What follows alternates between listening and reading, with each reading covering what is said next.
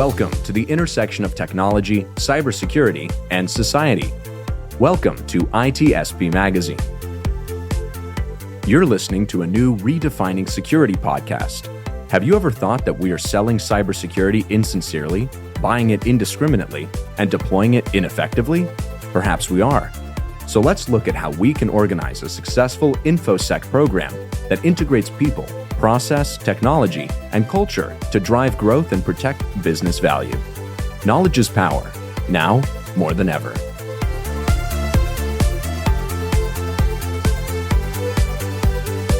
HITRUST is a leading data protection standards development and certification organization that strives to safeguard sensitive information and manage information risk for global organizations across all industries and throughout the third-party supply chain. Learn more at hightrustalliance.net. Imperva is the cybersecurity leader whose mission is to protect data and all paths to it with a suite of integrated application and data security solutions. Learn more at imperva.com.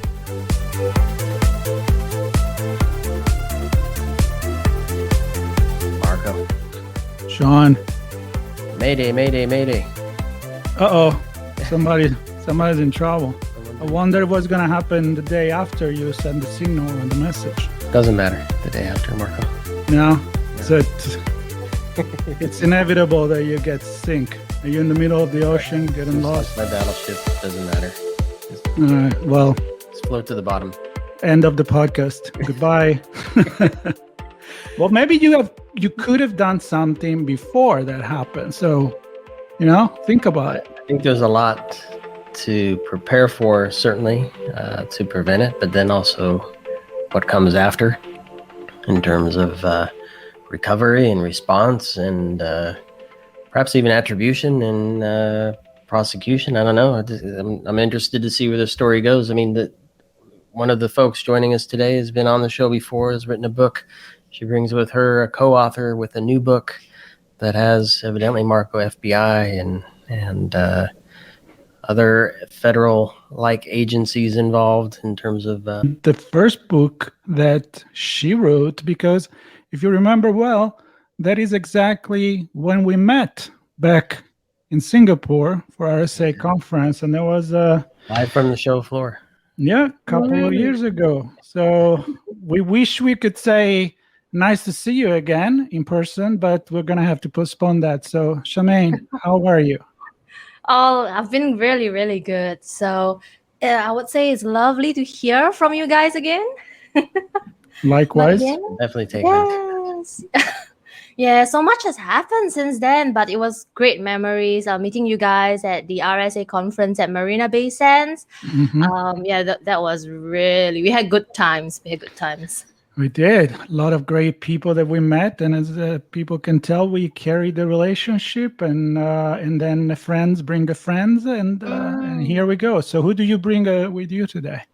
Oh, I have with me Dan Lohrmann, Woohoo. a very, very well-known name in the US. Mm-hmm. Yes. So Dan, actually, we also go way back. So I first met Dan. Yeah, early 2019 when I was writing the first book, so that Cyber Risk Leaders, and I was asking him if he could share a few of his perspectives. And then I never knew that would translate into him being our guest speaker later on for my international cyber risk meetup gathering, and that happened during COVID. He was also meant to fly into Sydney, but COVID happened, so we had to do it virtual, and he became such a hot favorite for our crowd over here. And when I had the idea for the next book, I asked, hey, if you wanted to write the next book with me, and the rest is history. There you go. Dan, would you like to say hi? Yeah, thanks, Shamane. You're too kind, but it's great to be with you guys. Dan Lohrmann. I'm a CISO with Presidio, and just really excited to be talking about the book today, Cyber Mayday and the Day After, because it's really been a journey with Shamane writing this and hearing stories from all over the world around cyber attacks and how people prepare for them, respond, and recover from them. I love it. So let's get into the catalyst for writing this. Was it you both had so much in your own minds that you wanted to kind of pull something together, or was it you heard so many stories from around the world that you wanted to kind of collect them all, or how did this come to be?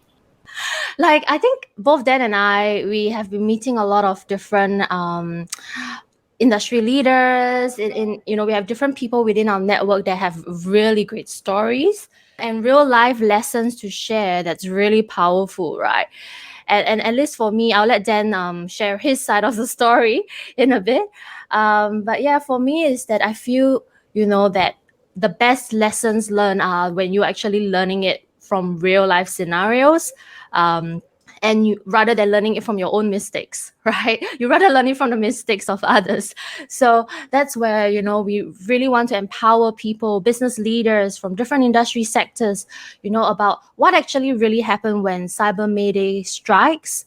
What are the best approaches of top leaders? What happens on the day after? And how businesses can recover from this.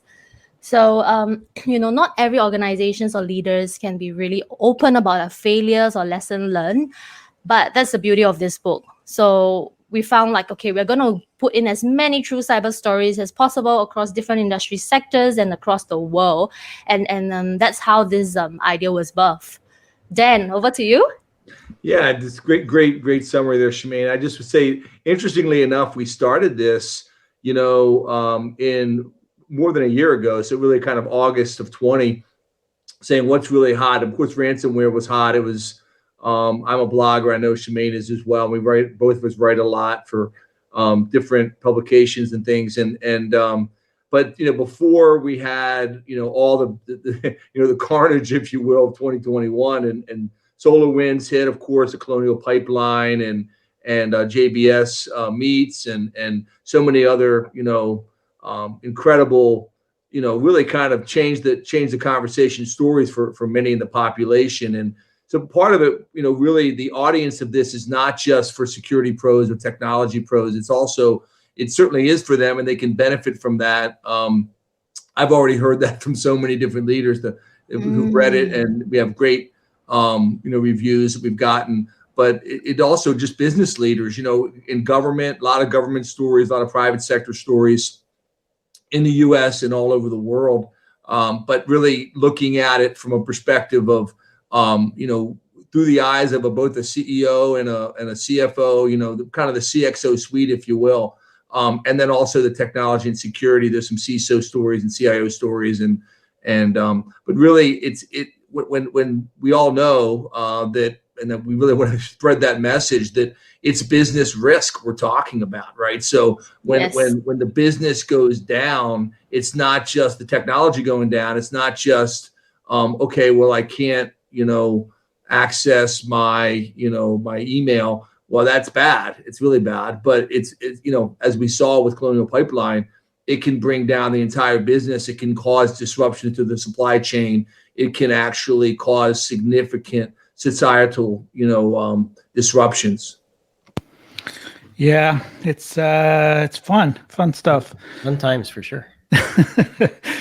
So what caught my attention and in the title, or maybe the subtitle, is that you said recovering from inevitable business disruptions. So we're going more and more in that side of the conversation where we all accept the fact that it's sad, but it's probably inevitable. And on the other side, there's still maybe the marketing team. They're telling you the unhackable story, which at this point, I don't know how many of us actually laugh when they hear that. And so tell me, and maybe we can start with Dan, based on the conversation that you had, I mean, are we all there to the fact that recovery, I mean, you got to do what you can to avoid it, but there's so much you can do and you got to be ready to get back on your feet?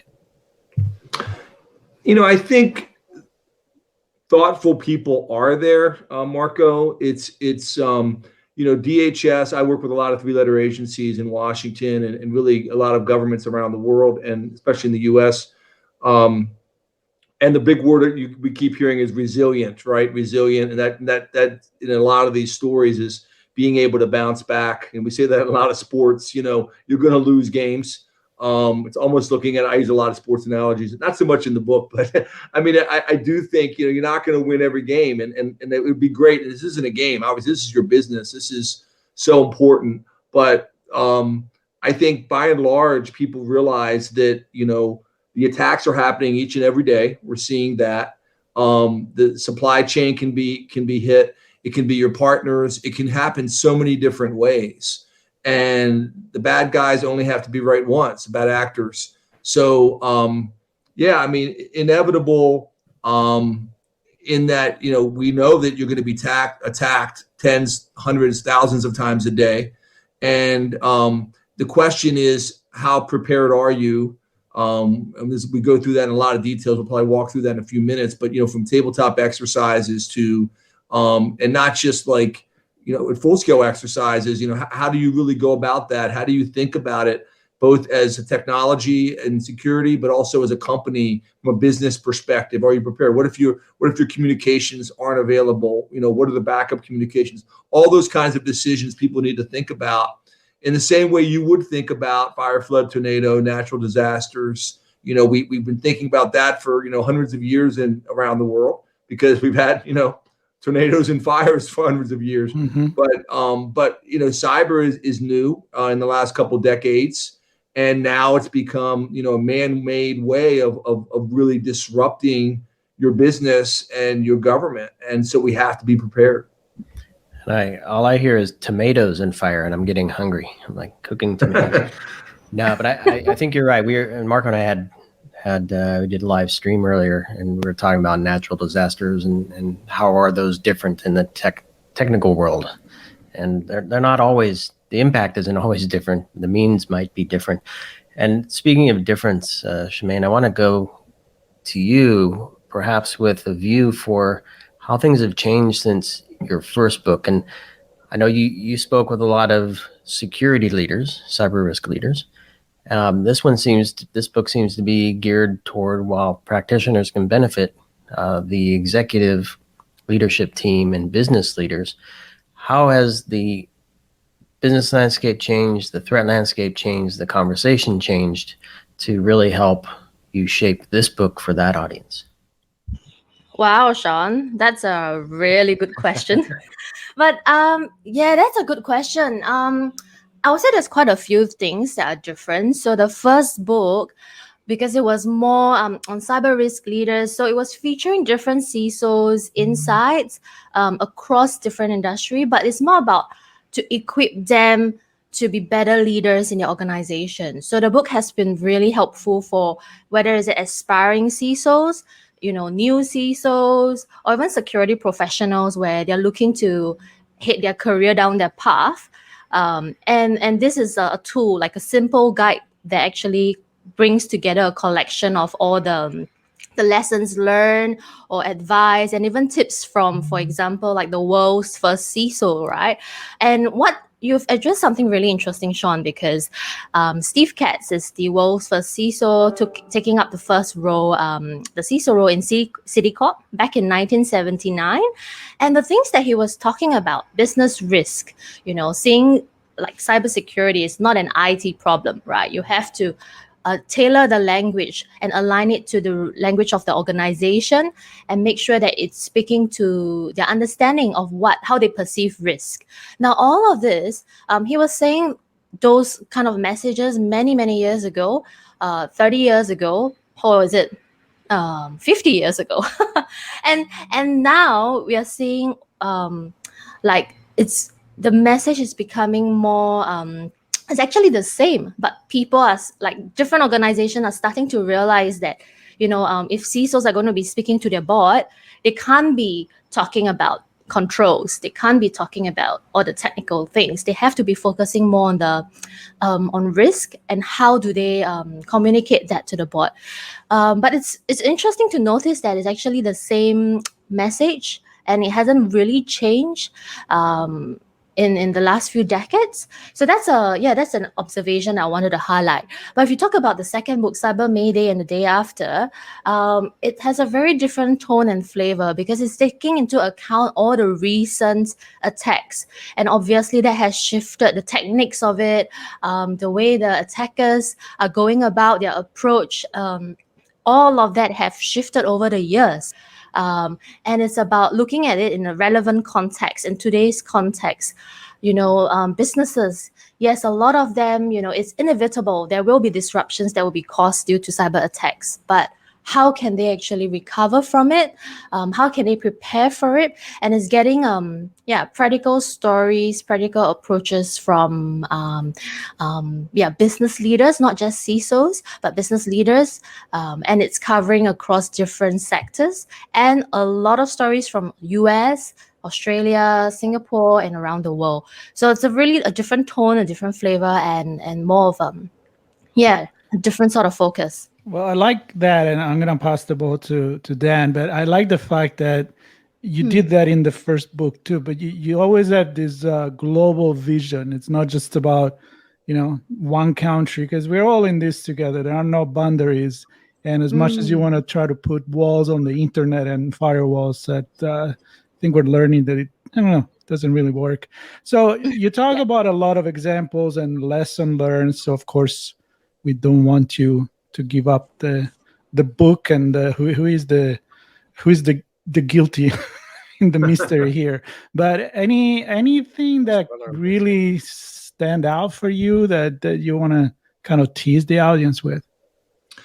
Yeah, I mean, I'll start just to add on to what something Shamane just said. And, one of the things we do in the introduction and kind of answer further Sean's question, we could tell you a couple stories from the book too, is be happy to share some of those. But one of the things that happened even earlier this year on 60 Minutes here in the U.S., which is obviously a pretty big show here in CBS, and Scott Pelley was interviewing Jerome Powell, who was just, by the way, I think, as we're taping this week, was reconfirmed by President Biden as our chair of the U.S. Federal Reserve for 5 more years.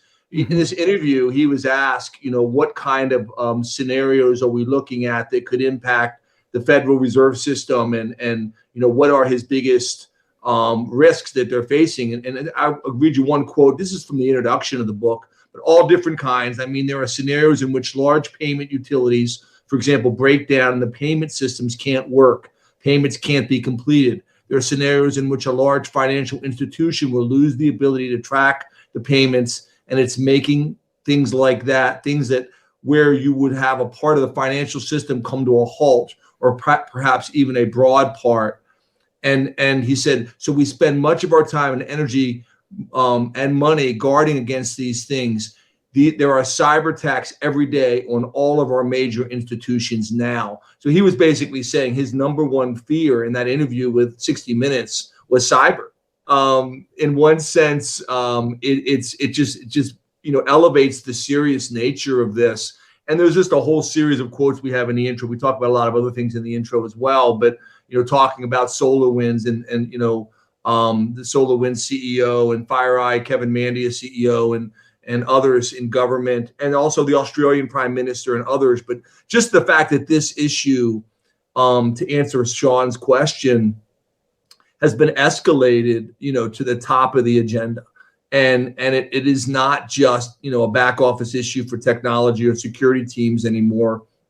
This is a boardroom issue, as Shamane mentioned, and it needs to be taken seriously. I think it is being taken seriously now. But we start right. I'll just give one quick, and then Shamane tells some stories. But we start off right in chapter 1 with, looking. We call it a time machine. But what if you could go back? Kind of like you guys, your intro, which was great, by the way. What if you could go back, and what if you could change one thing? What would that be? Where would you go? What point in time? What one thing would you change? Would you have the authority, the tools, the ability? Who would you talk to? How would you do that? What would you do differently? And this book gives you a chance to really think about some of those things. Obviously, we can do that in any area of life, right? But this is about cyber and cyber attacks. And, it's just like in so many things I mentioned earlier about sports, but it's being prepared for different scenarios. thinking through different scenarios with the different parts of your business, practicing that, and then really looking hard at what you would do differently. Where would you go? What would you do? And Shamane, maybe you can share the one story. We start off right with a great story about airports and how some people still don't want to know. Yeah, they don't want to know. Go ahead, why don't you tell that story? Oh, Dan, I'll let you tell that story because you tell it really well. But I can add on to a different thing. So before I just wanted to add on quickly to what you were saying, right? Because the book, right, doesn't just focus on the attacks, because there's a lot of focus on you see in the news the headlines, right, about cyber attacks, how the attackers got in. But an equally important question is, what do you do after all of the mayhem and the dust settles, right? So we also cover like, how do you overcome best practice apathy? How do you craft your crisis communication?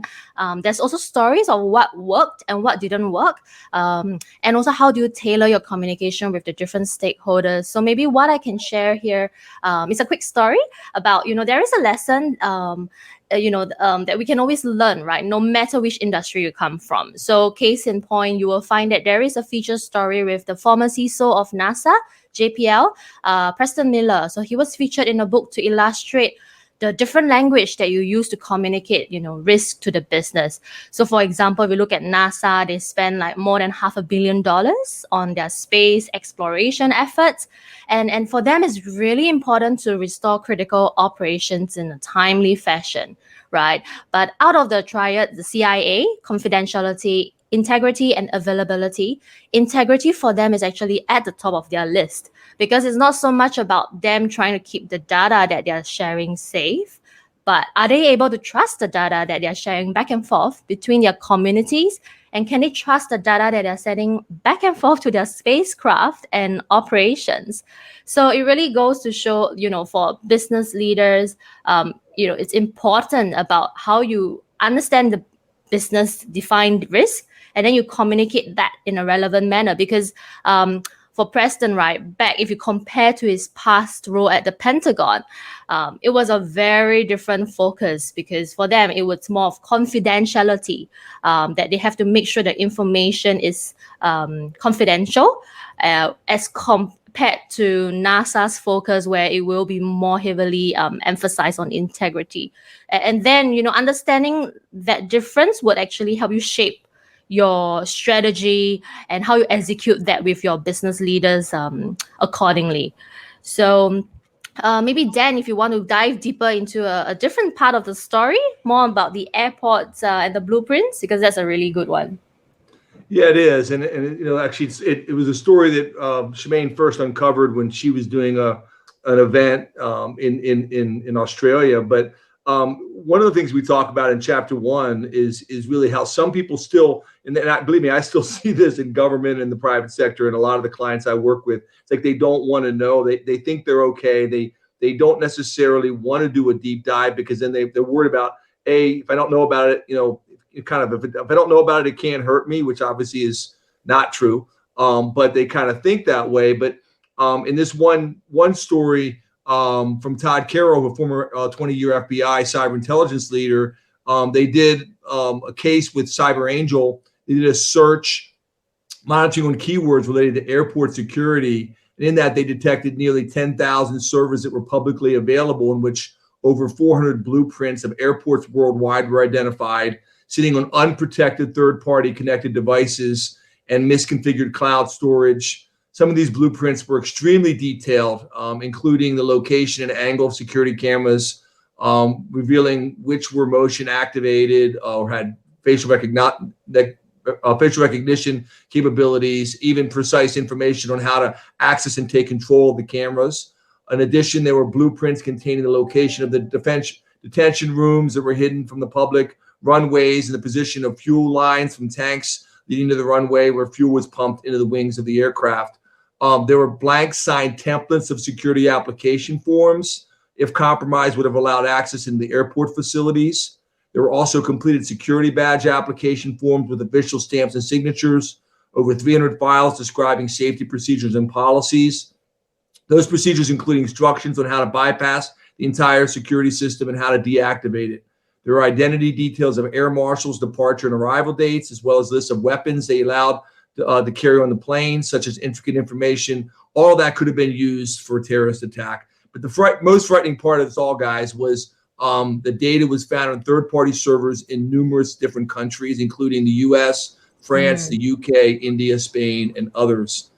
Thankfully, it was fortunate that these were found as part of a risk assessment before they were used. They were found in time, and the FBI and Interpol worked on closing these open servers and these vulnerabilities prior to them being, used against those organizations and those companies and airports. So that's just one story and how they did that and more details around that. But I mean, it's pretty scary stuff. We read these stories about, open cloud, misconfigured cloud storage, and just lots of different things. And so we talk about that. We talk about, what really happened to different people, but also good stories. It's not all negative. Like as Shamane mentioned, a number of the stories do talk about how things were prevented, using tabletop exercises, how people prepared, how they went about that. Yeah, let's talk about some of that, Shamane, because I think it's easy to read the news, hear the news, whatever, and immediately go to, okay, well, how do I segment my network differently, or implement multi-factor authentication, or configure my IDS and firewall to address this risk. It often, especially when security leaders get involved, is what are the technical controls should I have put in place, or can I put in place so I don't become one of them? But you talk in the description of the book about leadership and culture, and you just mentioned tabletop exercises. How do you use the book to help tell stories in a way that get business leaders to work with cyber leaders to do something different beyond just the technical controls? Yes, I love your questions, John. You get people really thinking. Even myself, I don't know what I'm saying, so it sounds good to me. He asks you because he doesn't know the answer. I don't know the answer. No, I think it's really good because it's about, as Dan also mentioned, right? It's not just about bringing learning examples, right, from bad mistakes that have been made and all this crisis, right?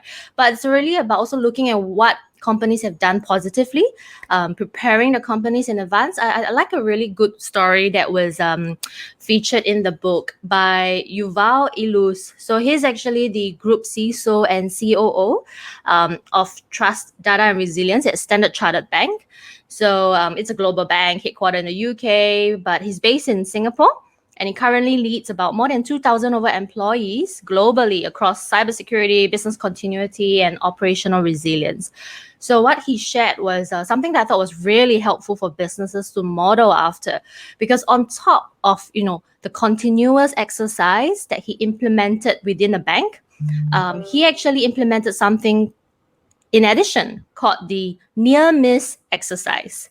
So what a near miss exercise is what he does is you actually run those exercises based on recent incidents.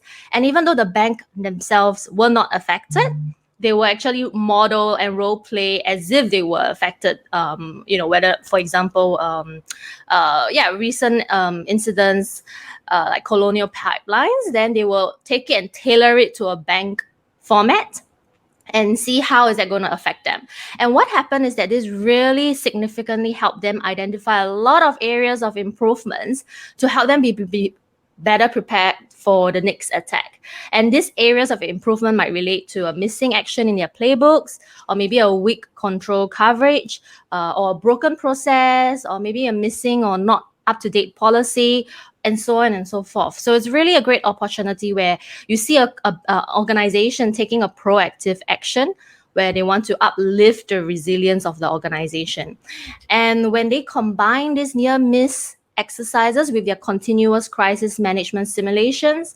They found that it really helped them to be cyber ready as an organization. And one key thing that Yuval highlighted is, we need to recognize that disruption is continuous, right? It's not going to be just based on an episode. And when you recognize that and you change your mindset, business leaders will be able to shift their response from being reactive to being able to make the first move. And then the importance of sharing, right? Because when you write a book like this, you put together... Sharing is caring, Marco. Sharing is caring. I agree with that. If we all learn from other people's mistakes, in order to do that, we need to be more open. We need to understand that we're all on the same side, and because the bad guys, they share, right? I mean, if somebody would have found those blueprint, I'm pretty sure, probably for money, but they will share it. Pretty sure. So when you do put together a book like this, I feel like, maybe did you sense the fact that the community can come together in a stronger way with more sharing of the experience and getting ready together? Yeah, great question, Marco. Thank you for that. I think the answer is absolutely yes. And Shamane and I sensed, when we talked a lot about what we wanted to write about and collaborate on together, and we had a lot of synergy. It was great working with Shamane. I feel like we really connected well. And yes, I think the reality is that, there are a lot of checklists out there. You can go to NIST, you can go to the cybersecurity framework. There are guides in almost every country, not every, but a lot of countries have checklists and tips and so we referenced a lot of that. So we have a lot of those references. We point people to free resources throughout the book that people can use as best practices.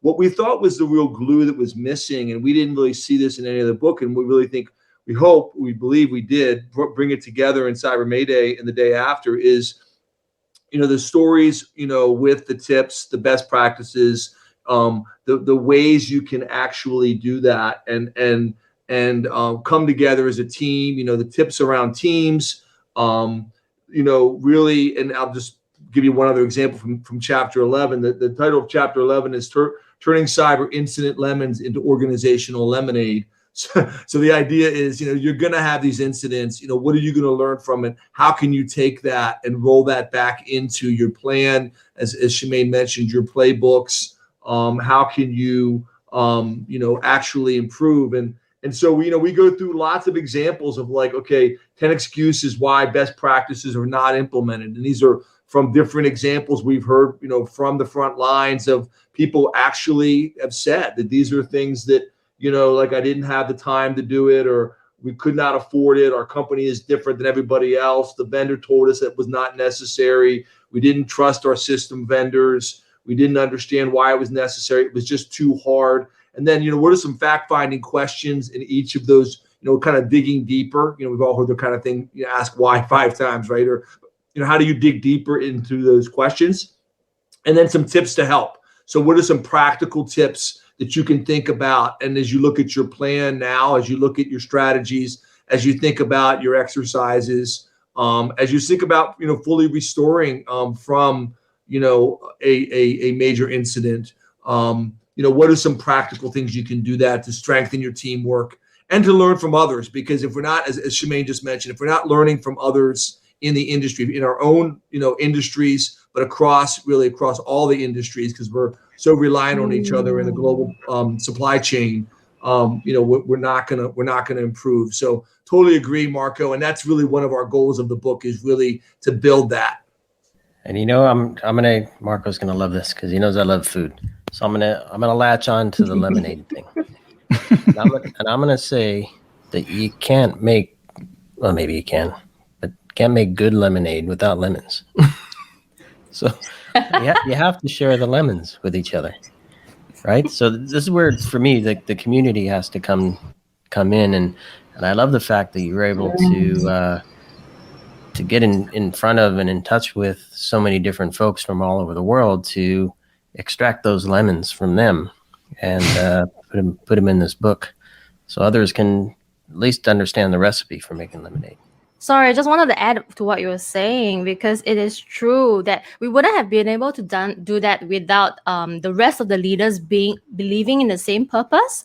Where, what we see is that all of these industry leaders, they recognize the need for community, for like, we're all in the same ecosystem. We have to build this ecosystem together.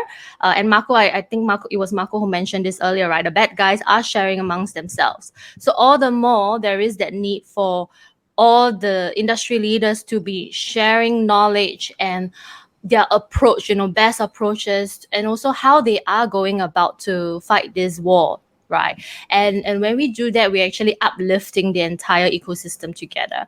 So I would say, like, yeah, all of them they really believe in this cause. They believe in they have this purpose, the same purpose, where we really want to give back to the community. And that's why the book was really successful, because people are willing to share.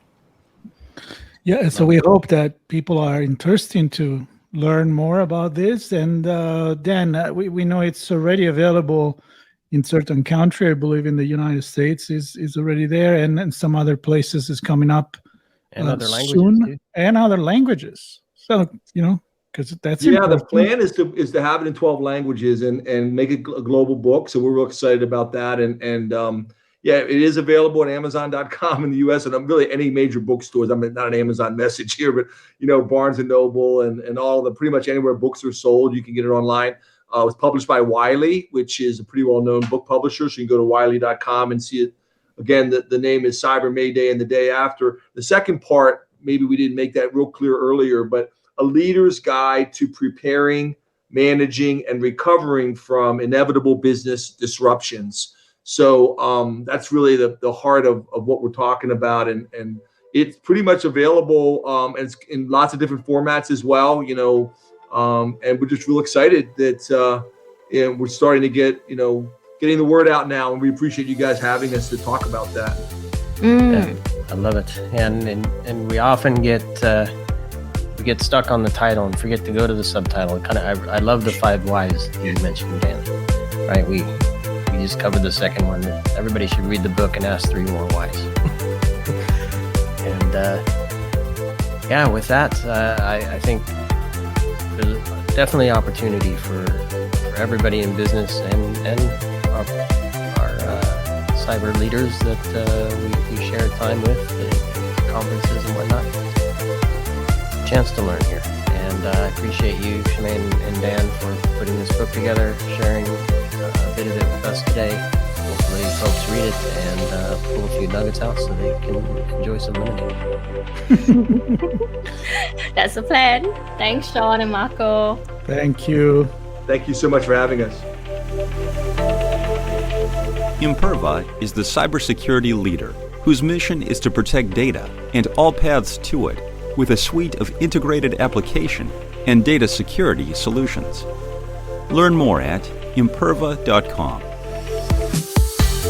HITRUST is a leading data protection standards development and certification organization that strives to safeguard sensitive information and manage information risk for global organizations across all industries and throughout the third-party supply chain.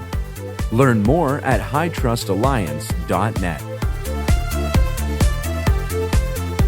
We hope you enjoyed this episode of Redefining Security podcast.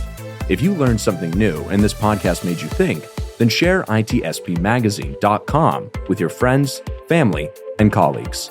If you represent a company and wish to associate your brand with our conversations, sponsor one or more of our podcast channels. We hope you will come back for more stories and follow us on our journey. You can always find us at the intersection of technology, cybersecurity, and society.